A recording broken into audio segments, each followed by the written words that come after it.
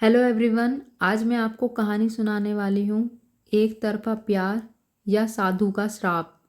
राजस्थान का भानगढ़ किला कैसे बना भूतों का गढ़। तो आइए शुरू करते हैं भानगढ़ किले की कहानी। भानगढ़ का किला 17वीं शताब्दी में राजा माधो सिंह ने बनवाया था।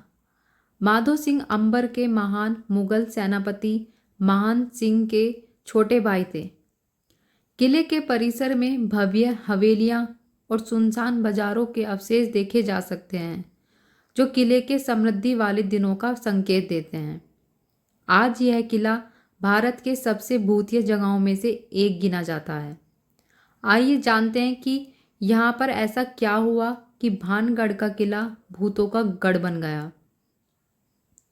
भानगढ़ का शानदार किला राजस्थान के अलवर जिले की हरी भरी पहाड़ियों के बीचों बीच मौजूद है।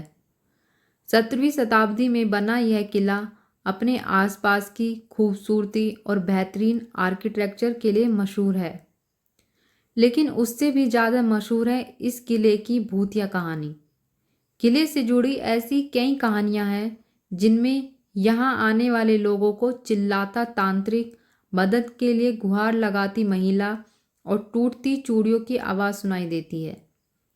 आइए जानते हैं कि कैसे शाही परिवार का यह किला भारत की सबसे भूतिया जगहों में से एक बन गया।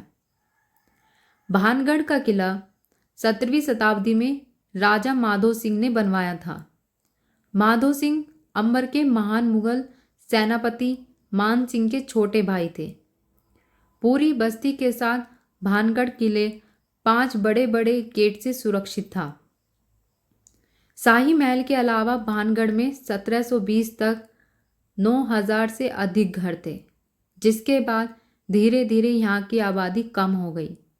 किले के परिसर में भव्य हवेली, मंदिरों और सुनसान बाजारों के अवशेष देखे जा सकते हैं, जो किले के समृद्ध वाले दिनों की संकेत देते हैं। आज ये किला भूतों का गढ़ बन जाता है। किले से देखने वाले खूबसूरत प्राकृतिक नज़ारों के अलावा इसकी भूतिया कहानी पर्यटकों की भारी भीड़ को अपनी ओर खींचती है। भूतिया होने के कारण सूर्योदय से पहले और सूर्यास्त के बाद यह किला पर्यटकों के लिए वर्जित रहता है। लेकिन यहाँ पर ऐसा हुआ क्या था? किले के भूतिया होने की कई कहानियाँ प्रचलित है। इनमें से 2 ऐसी कहानियाँ का जिक्र राजस्थान की टूरिज्म वेबसाइट पर है, जो स्थानीय आबादी के बीच काफ़ी लोकप्रिय हैं। पहली कथा बाबा बलाउ नाम के एक साधु की है। इसके मुताबिक राजा माधो सिंह ने भानगढ़ किले बनवाने से बहुत पहले वहाँ पास में ही बाबा बलाउ नाथ ध्यान किया करते थे। जब किला बनाने का फैसला हुआ तो साधु ने राजा के सामने एक शर्त रखी। बाबा बलाउ ने भानगढ़ में किला बनवाने की अनुमति इस शर्त पर दी कि भानगढ़ किला या उसके अंदर की कोई भी इमारत उनके घर से ऊंची नहीं होनी चाहिए। इसके साथ ही चेतावनी भी दी गई कि अगर किसी संरचना की छाया साधु के घर पर पड़ती है तो किले में बसा पूरा शहर नष्ट हो जाएगा। कहा जाता है कि माधो सिंह के पोते अजब सिंह ने इस चेतावनी को नज़रअंदाज कर दिया और किले की ऊंचाई बहुत बढ़ा दी। नतीजन साधु के घर पर छाया पड़ी और चेतावनी के तहत पूरा शहर नष्ट हो गया। भानगढ़ की भूतिया कहानियों में से एक कहानी राजकुमारी रत्नावती से जुड़ी है।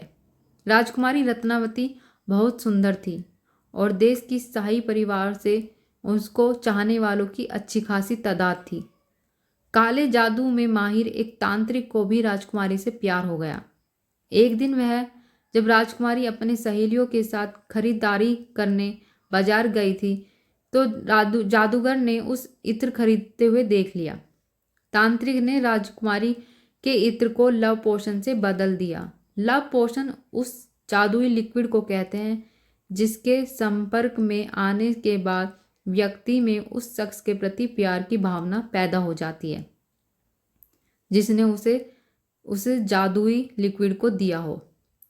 राजकुमारी को तांत्रिक की चाल का पहले ही पता चल गया।